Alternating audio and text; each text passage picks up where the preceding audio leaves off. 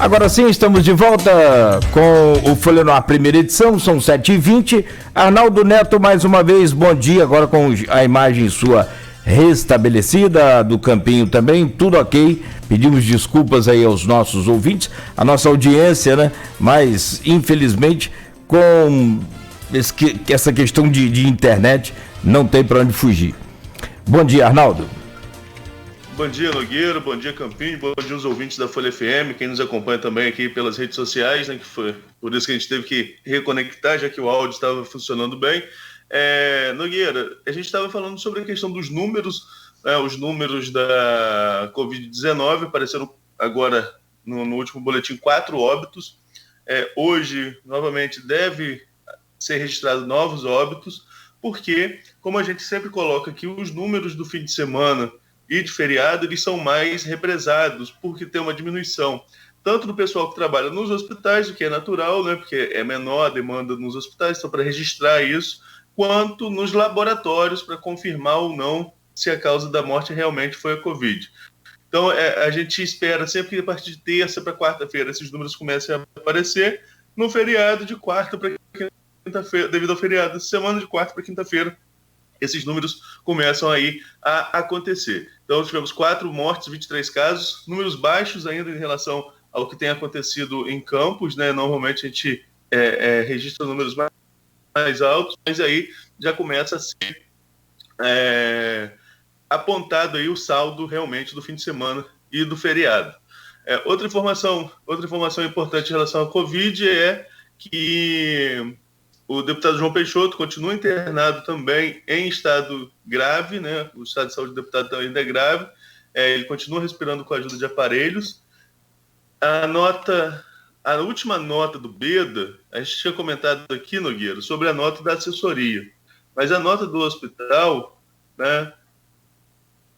Ele traz aqui que a ventilação mecânica está sendo diminuída, ele continua recebendo medicamento para controle de pressão arterial e tem feito hemodiálise. Então, o quadro realmente, a hemodiálise é diária, o quadro do deputado realmente é um quadro considerado grave, vítima aí da Covid, mais uma vítima da Covid-19.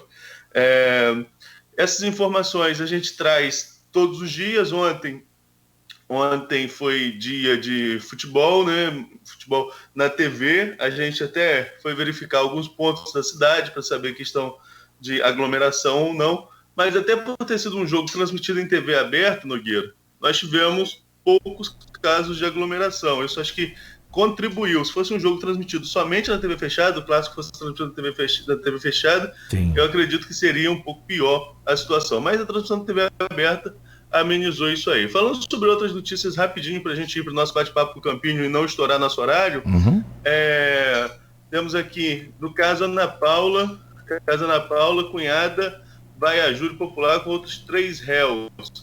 Os 4 acusados de matar a universitária Ana Paula Ramos, um crime que aconteceu em agosto de 2017, irão ao julgamento do próximo dia 19, às 10 horas. Entre os réus está a cunhada e amiga de infância da vítima, Luana Barreto Salles, apontada como mandante do assassinato. Esse crime teve uma repercussão muito grande. Esse crime foi no Parque Rio Branco, em Guarulhos, né, e teve uma repercussão muito grande, até porque a vítima e a suposta mandante estavam juntas, estariam juntas ali tomando um sorvete quando aconteceu o crime. Depois a investigação apontou que ela seria mandante, enfim, mas vamos aguardar agora o julgamento, o desfecho desse caso. Outra informação em destaque aqui no portal Folha 1 é que a Prefeitura de Campos recebeu mais de 42 mil EPIs para a saúde do Porto do Açu, mais uma ação aí. Essas ações do Porto, inclusive, chegaram a ser listados ali no Jornal Nacional. Quem assiste o Jornal Nacional da TV Globo já viu que eles têm mostrado a questão de quais empresas estão doando para quais instituições. Uma vez chegou a mostrar até essas doações aí do Porto do Açu aqui para Campos e para São João da Barra. Na questão econômica, Nogueira, tem uma informação importante, que foi aqui que o governo zera imposto de importação do arroz até o final do ano. Agora sim, ao invés de pedir patriotismo, né, o governo toma uma medida que pode, pelo menos, tentar controlar essa questão aí do preço do arroz, que Ontem o noticiário da televisão só se falava nisso, né? A gente comentou aqui pela manhã, depois assistiu os telejornais, Nogueira. Todos eles só falavam sobre isso, sobre a alta do preço do arroz, como que isso encareceu a cesta básica, porque é uma realidade. Teve um representante de supermercados que teve numa reunião aí em Brasília, eu vi essa matéria no Estadão, que ele falou que era só a gente substituir o arroz pelo macarrão. Sim. Resolvido. Mas depois dessa declaração, o governo anunciou aí, o governo federal anunciou que vai zerar o imposto para importação, né?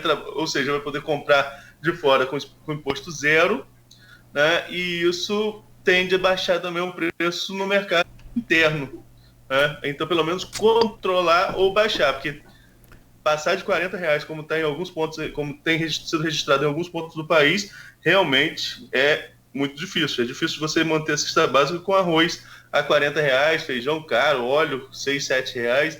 Então, vai zerar o imposto até o fim do ano. O governo vai zerar o imposto para tentar controlar aí esse preço. Passando aqui rapidinho no cenário político nacional, né, no judiciário e político, terminou ontem o mandato do ministro Dias Toffoli como presidente do Supremo Tribunal Federal, e a última medida de Toffoli envolve o estado do Rio de Janeiro, foi que ele negou a suspensão de afastamento do governador Wilson Witzel,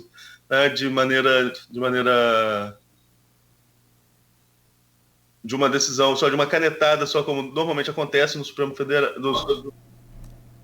de maneira monocrática, de uma canetada só no Supremo Tribunal Federal. Ele negou, e provavelmente isso vai a plenário, mas foi o último ato monocrático como presidente do Dias Toffoli, foi negar esse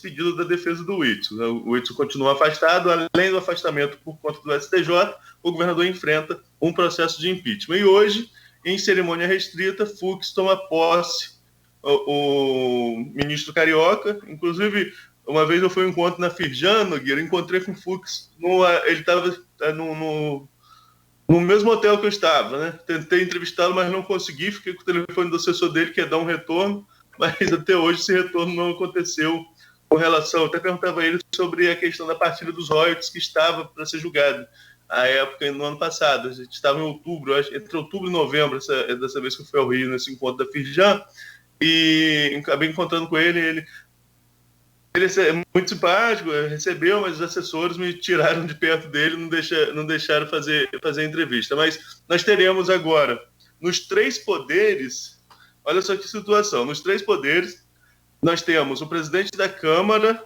deputado Rodrigo Maia, que é do Rio de Janeiro, nós temos o Fux, agora que vai assumir o Judiciário, o Supremo Tribunal Federal, também do Rio de Janeiro, e o presidente Jair Bolsonaro, que não é do Rio, é de São Paulo, mas tem sua vida toda, sua base política toda no Rio há décadas.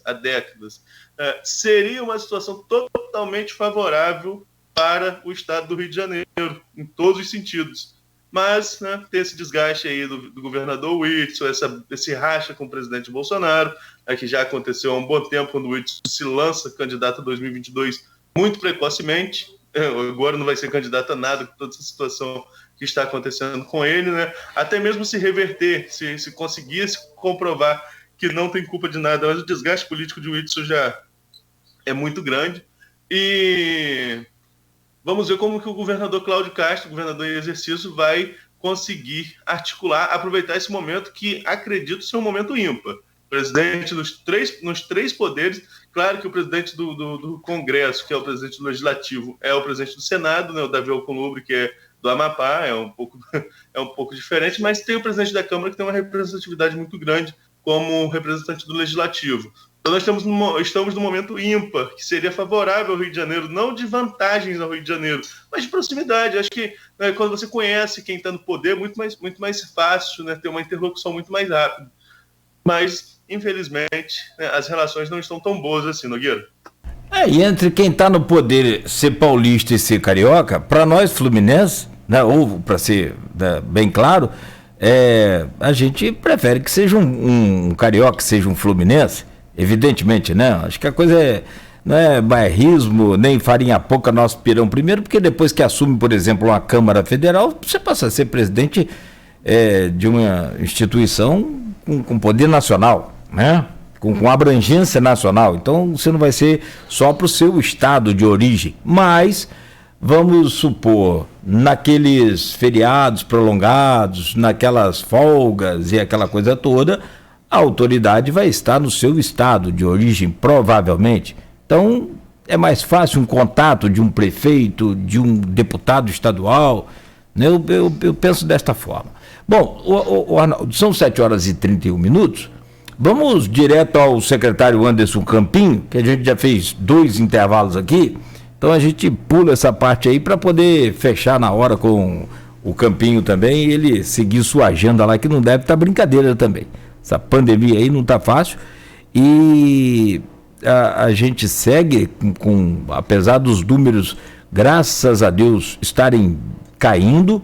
Em Campos, você comentava sobre o funcionamento do CCC e a informação que a gente tem é de que não está funcionando mais 24 horas, não tem mais necessidade de funcionar 24 horas, né? Então isso é muito bom. Apesar de ter tido o número de 4 ontem, nas últimas 24 horas, em relação à semana passada, também já apresenta uma queda, né? Semana passada, só na quarta-feira, foram 13 óbitos, que aí acumula aquele fim de semana, como você falou. Então, apesar disso tudo, a coisa continua séria, o vírus continua aí e continua fazendo vítima. E o Anderson Campinho é o secretário de Segurança de São João da Barra, e a pauta é extremamente pertinente porque tem vários assuntos, o secretário, para a gente abordar aqui. Já nesse primeiro contexto, o Arnaldo vem trazendo na pauta aí a fiscalização do litoral durante esse feriadão prolongado aí que superlotou, e aí naturalmente vai ser objeto de pergunta, como por exemplo, e o verão que está chegando, como é que vai ser? Até lá a vacina não deve ter saído ainda. E aí? E as medidas de flexibilização e o funcionamento das barreiras sanitárias? Será que isso vai se estender até o verão? E a gente quer saber isso tudo aí com o senhor a partir de agora. Eu agradeço pela presença e trago o seu bom dia, o Anderson Campinho. Seja bem-vindo mais uma vez aqui ao nosso Folha no Ar, primeira edição. Bom dia, secretário. Bom dia, Cláudio. Bom dia, o Arnaldo. Bom dia a todos que nos acompanham. Realmente aí esse final de semana, esse feriadão, a gente teve um número muito grande aí de pessoas aí nas nossas orlas aí, não só aqui, né? Mas no país. Foi no Brasil todo. Arnaldo Neto, segue aí então, essa pauta é sua. Nogueira, eu só queria registrar uma questão que você falou aí, que o CCC não está mais funcionando 24 horas. Acho que a gente não... Ou pelo menos não estava, né? Não, essa informação a gente não tinha, pelo menos eu não tinha ainda, né? Uhum. A gente tem que checar isso. A informação que eu tinha era que tinha uma enfermaria que estava desativada, não seria desativada, ela estaria parada sem paciente, né? Mas totalmente equipada para um caso de se precisasse em algum momento. Mas vamos verificar isso aí por favor, sim. decorrer do dia. E também para verificar e trazer os detalhes com relação a essa informação. É uma informação importante, sim, que mostra realmente, se for confirmada, mostra que realmente está caindo aí a questão da infecção aqui em Campos. Mas vamos lá, vamos conversar aqui com o Campinho. Sim. Com relação ao Campinho, feriado. Só uma coisa, Arnaldo. Fim de semana prolongado. Você me permite? Então, só se você me permitir. Funciona, não vai, assim, deixar de atender ninguém, mas não tem aquele plantão com toda aquela equipe. Liberou um pouco a equipe para poder, né, naturalmente, revezar e descansar, porque o embate foi grande. Desculpa. Agora segue. Tranquilo. Vamos checar direitinho. Vamos lá, Campinho.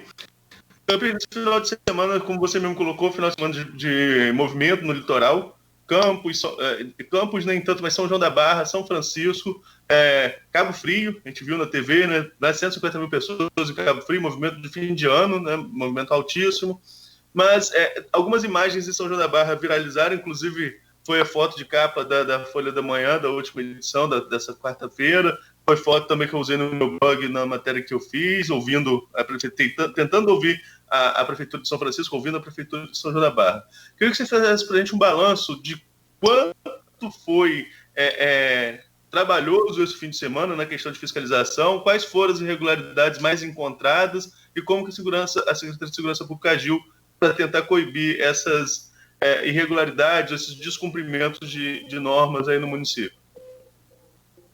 Então, como eu havia dito, né, o número realmente foi muito grande de pessoas no nosso litoral. A fiscalização ela atuou aí nas nossas orlas, através do grupamento ambiental da Guarda Civil Municipal, da Defesa Civil, também aí com o Corpo de Bombeiros, né, isso nas orlas, nos comércios, né, em geral, sobretudo nos comércios aí nas praias, a fiscalização de postura, a fiscalização da vigilância sanitária, né, com todos os outros órgãos de segurança aí prestando o devido apoio. A gente teve, né, infelizmente, alguns casos de aglomerações, a gente teve que notificar alguns donos de estabelecimentos, donos de quiosques, tivemos que notificar também veículos na praia que, já, embora não tenha nada a ver diretamente relacionado ao Covid, mas é também um meio, né, de fiscalização, que é a questão dos carros na faixa de areia. A gente teve um número expressivo de notificações nesse final de semana. Teve até notificação também por questão de veículo com som alto, isso se deu no polo gastronômico, o que acaba ocasionando uma aglomeração. Então a gente fiscalizando uma coisa, a gente acaba inibindo uma outra. A Polícia Militar, inclusive, apreendeu um veículo por desobediência e por som alto, também no polo gastronômico. Ou seja, a fiscalização atuou em todo o município, né, como normalmente já ocorre. Mas esse final de semana nós tivemos, sem dúvida, um número maior de pessoas que a gente teve aí ao longo aí desse período de pandemia. Campinho, a gente se eu for falar em números, por exemplo, você falou esse carro de som, depois eu quero até abordar essa questão de som depois mais aprofundado, mas de carros na areia, a nota que eu recebi da prefeitura tinha sido mais de 80 e eu recebi essa nota na segunda-feira à tarde, ainda estávamos no feriado. Então, um número bem expressivo. Como eu falei, Cabo Frio estava com visitantes, 150 mil visitantes em Cabo Frio, número de verão, número de fim de ano. São João da Barra também teve um fim de semana com cara de verão, né? Sim, sem dúvida alguma. É um movimento muito grande. Essa fiscalização, né, efetuada pela Guarda Civil Municipal com relação às notificações na faixa de areia, comprova isso. Até porque também nós tivemos essas notificações e por parte de descumprimento da portaria da vigilância sanitária, também de 3 estabelecimentos, essa outra apreensão que a Polícia Militar fez de veículo com som alto. Enfim, movimento muito grande. Como você já falou, talvez a gente já teve até dia de final de semana aí no verão que a gente não teve um movimento tão grande em algumas regiões, em alguns pontos específicos do município. E aqui você atribuiria esse aumento do número de pessoas no município? Nos comentários das matérias em relação a esse movimento do fim de semana, muita gente que é frequentadora de Atafona, que nem foi no meu perfil, vi mais no perfil da Folha, contestou a questão da barreira, que haveria ali um afrouxamento da barreira sanitária e por isso aumentou o movimento. Está acontecendo isso? São os próprios decretos que estão flexibilizando, abrindo para outras pessoas passarem, além de quem comprovar residência? O que se atribuiria a esse movimento do fim de semana? Ou é a própria população local? Porque tem também essa possibilidade, né? Os moradores da cidade podem estar indo para o litoral e estar causando esse tipo de aglomeração, e não só quem está visitando. Bom, nós temos aqui alguns fatores, né? Esse fato se dá aí, tendo visto alguns fatores. Relacionado à barreira, não há flexibilização na barreira. O que a gente sabe, que tem chegado para a gente cada vez mais, é que nós temos diversas entradas no município, né? Não só onde a gente tem barreira. Infelizmente, a gente não consegue fechar todas as vias de acesso do município, né? A gente tem também a questão até de falsificação documental para a entrada no município. A gente tem denúncias de locais aí que estariam praticando essa falsificação, de pessoas aí até que já aprenderam. Na verdade, parece uma coisa até assim, né, de filme, meio piada. Que doideira, né? E a gente está bem próximo até de chegar em algum resultado significativo com relação a isso.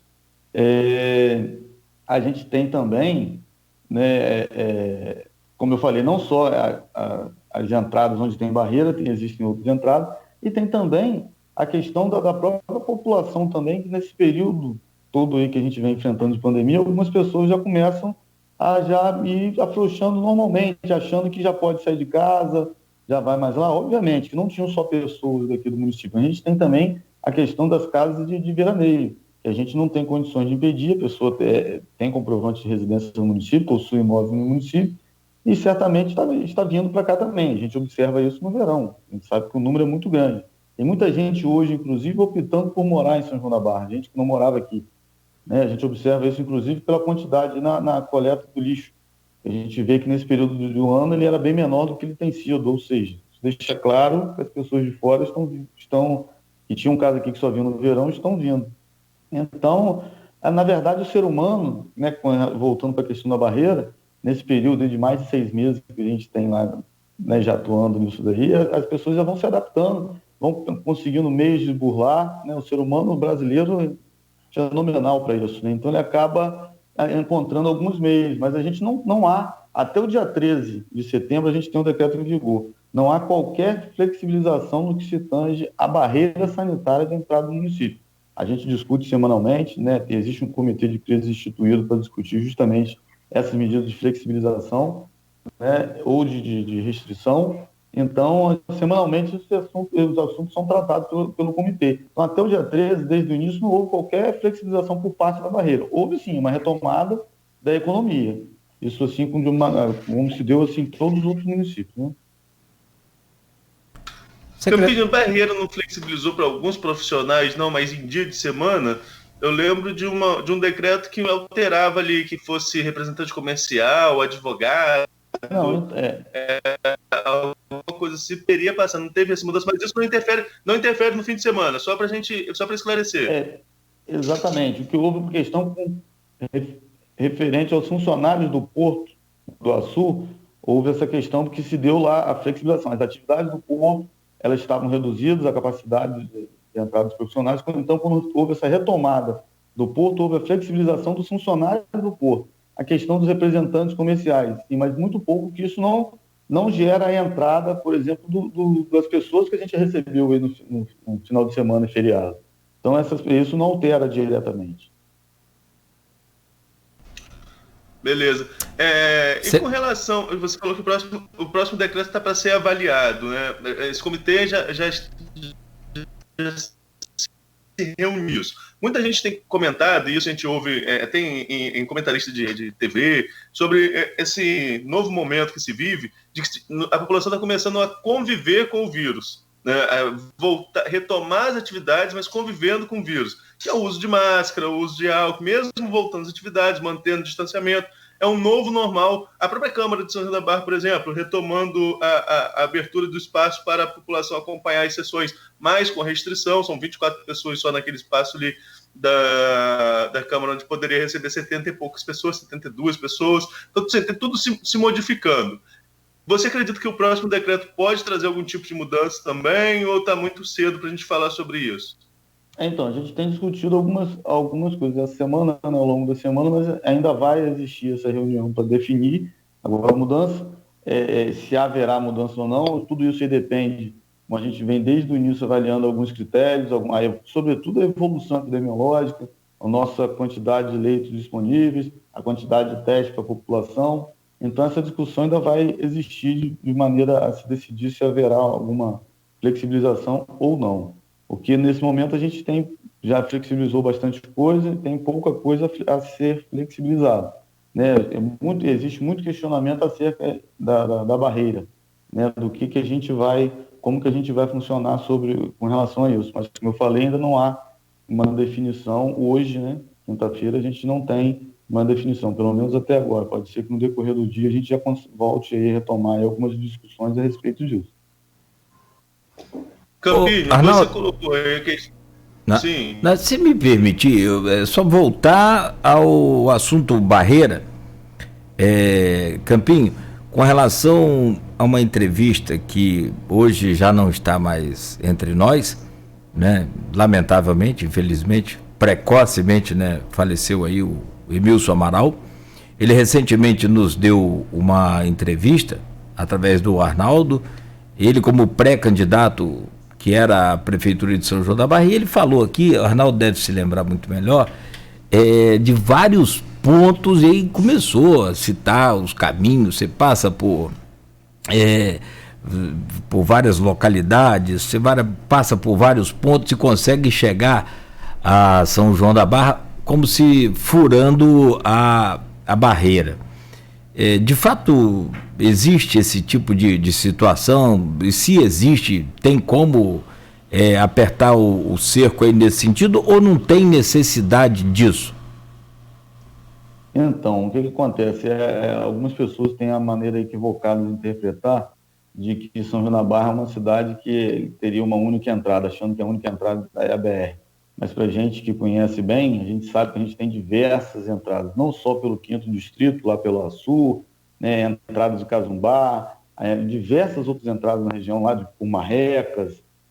A gente tem, bem próximo do início da nossa barreira, se você entrar por Martins Laje, você tem um outro caminho que te leva até ali a localidade do Parque União, né, que entrando para a direita seria Campo Novo, para a esquerda seria Roças Velhas, onde a gente colocou uma barreira, porque ali seria o momento mais, a forma mais rápida de se burlar aí a barreira da BR. A entrada lá, a principal entrada do Açu, a gente tem a barreira de Cazumbá, e a gente atuava também, e tem atuado menos do que antes, por conta do efetivo, que a gente não consegue, nosso município é extenso, a gente tem todo um litoral para fiscalizar e ver o número de comércio. Então, era a entrada que sai pela Vila da Terra, né? A gente tinha uma barreira móvel ali, e que a gente tem atuado. Ontem, inclusive, tinha um pessoal já lá, a gente já tem retornado. Mas a gente observa, como você falou, da importância da gente ter que estar atuando nesses locais ou não, a gente tira pelo número de veículos que voltam na barreira. Se você parar ali na barreira, sobretudo nos finais de semana, se você parar ali e observar, você vai ver um número muito grande de veículos voltando. Aí o cara volta e às vezes ele chega lá, alguém indica o caminho de Martins Laje para sair no Parque União, ele acaba caindo na de Roças Velhas. Aí fica mais chateado ainda, teve que voltar 2 vezes.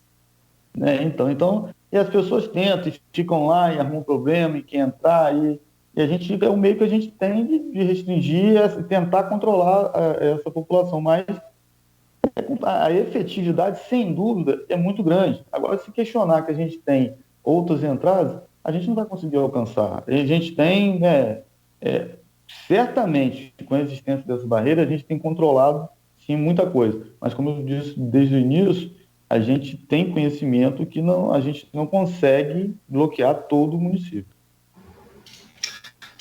Campinho, e com relação à questão de autuação, né? Você listou aí a questão dos veículos, de carro de som, falou sobre a questão dos comércios sendo notificados, e a notificação particular ou pessoal por descumprimento de decreto. Isso já chegou a acontecer? Isso pode acontecer? Pode, porque há previsão, né? O descumprimento de decreto é um artigo do Código Penal, e você pode ser...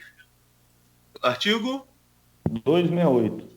Exato. Mas houve alguma notificação nesse sentido particular a alguém pelo descumprimento? No decorrer dessa pandemia, a sua equipe de fiscalização chegou a autuar alguém nesse sentido? Não, a gente já conduziu para a delegacia por conta de descumprimento, como na época dos campos de futebol, chegou a ser conduzido, dono de comércio também, mas a pessoa, por um descumprimento individual, não chegou a ocorrer o caso. Porque o que acontece, na verdade, Arnaldo? A gente tem, por exemplo, o caso de um permissionário de um quiosque.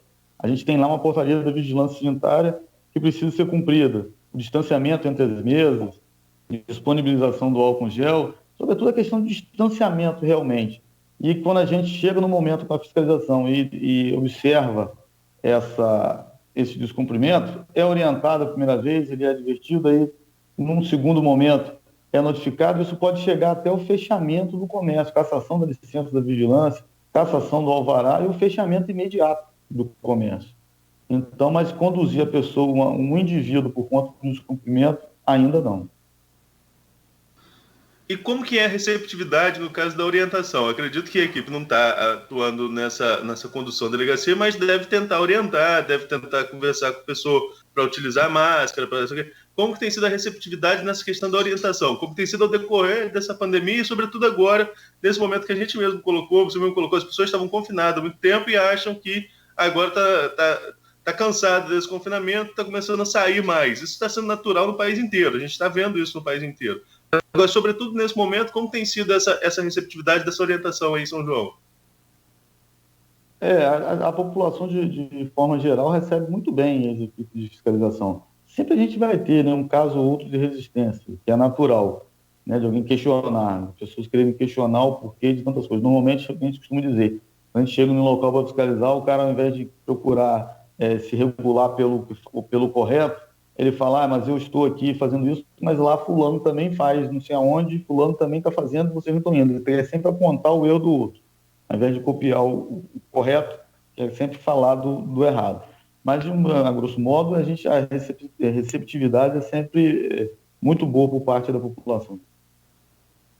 Agora, Campinho, me bateu uma dúvida aqui, e acredito que seja pertinente, não sei como que está o planejamento quanto a isso.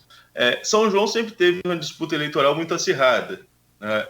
Esse ano está frio, está um ano atípico, né, dessa questão. Deve engrenar agora, mas não tem nem mesmo uma candidatura definida de oposição. A oposição está dividida, não vai ter aquela polarização que sempre marcou a eleição de São João da Barra, embora tivessem outros candidatos em alguns pleitos, o último não, teve alguns também que só foram 2, mas São João sempre foi marcado pela polarização na disputa eleitoral. Dessa vez vai dividir um pouco a oposição, então não vai ter essa polarização tão forte.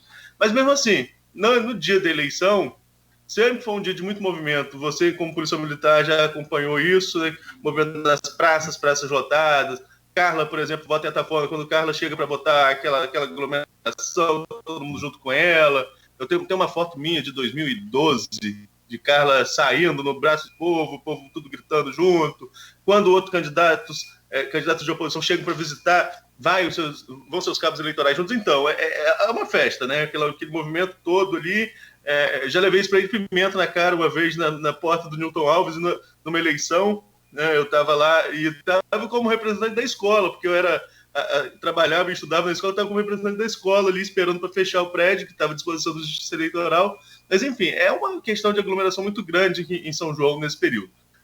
Sua equipe está se preparando para isso também? A equipe de fiscalização da prefeitura tem que estar pensando, nesse momento, a possibilidade, inclusive, de aumentar efetivo, porque são várias escolas nesse dia abertas para a eleição. Como que vai ficar esse período eleitoral, não, especificamente o dia da eleição? Há um planejamento para isso também? Sim, então, é uma novidade, né? Como tudo tem sido uma novidade, essa eleição, essa questão vai ser mais um desafio, mas que a gente já tem pensado em algo para ser realizado aí nos dias. Mas o que é mais importante em tudo isso é a conscientização da população. Isso que ocorreu em 2012, que você falou, e sempre ocorre nos anos de eleição,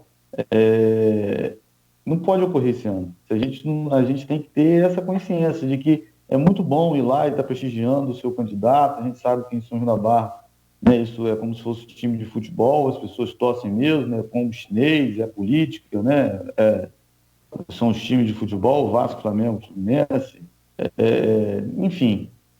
A gente sabe que vai ser mais um desafio a ser vencido. A gente tem, né, um aumento, a gente já ganhou um reforço no nosso efetivo de fiscalização, tanto da vigilância sanitária quanto da fiscalização de postura, que foi a assunção do serviço por parte dos concursados, né, 5 fiscais da postura, com mais 5 também da vigilância sanitária, o que dá um reforço maior para a gente nesse momento de fiscalização.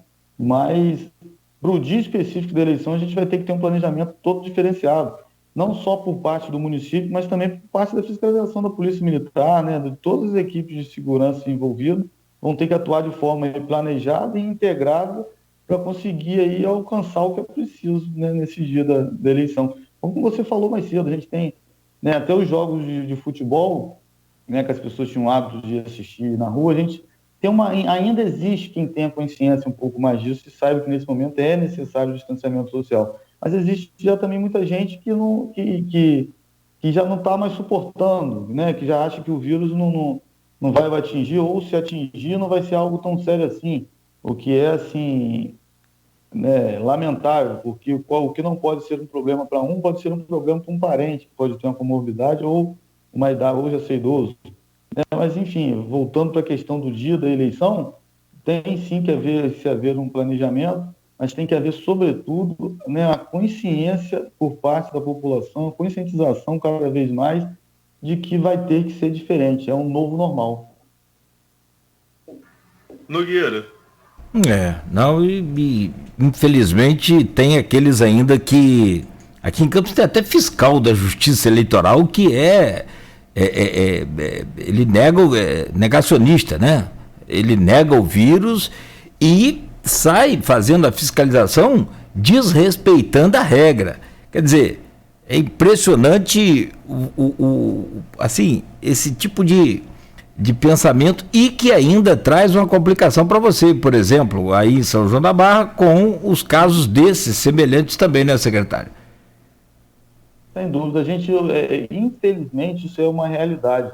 Pessoas que no início, quando se foi necessário se restringir as atividades aí do comércio, né, questionavam tanto isso, falavam sobre o impacto comercial. Hoje, quando infelizmente o vírus vem atingir algum parente, alguma pessoa próxima, o discurso é outro. A gente vê isso, já viu por algumas vezes, infelizmente, discurso tão ferrenho de algumas pessoas que eram tão contra aquelas medidas naquele momento, que foram antipáticas, mas foram extremamente necessárias para que a gente pudesse equipar, né, inaugurar o hospital de Covid, ter os leitos disponíveis para a população, adquirir os testes, né, que vem sendo utilizados. Então, naquele momento, houve tanta crítica por parte de alguns, e esses mesmos, infelizmente, quando são atingidos por alguma pessoa próxima ou um parente, acabam mudando o seu discurso. Isso é lamentável. Algumas pessoas que não acreditam, que negam a existência do vírus, que embora estejam vendo aí acontecer com os outros, mas acredito que não vai acontecer com ele nunca ou com alguém próximo. Isso só muda esse discurso quando acontece, infelizmente. Perfeito. Bom, são 7h57 agora, Arnaldo e o secretário Anderson Campinho. Nós vamos a um rápido intervalo. Em 2 minutos a gente volta com o Folha no Ar, primeira edição. Tem aí também os ouvintes e telespectadores interagindo aí conosco, perguntando também na nossa página aí no Face, nosso streaming. Pode acessar folhafm98.com.br, que é a nossa página principal, ou Folha FM 98,3 no Face, para você participar do programa também. 7h58, agora oferecimento dos laboratórios Plínio Bacelar e Clínica Proteus. Sua conta de luz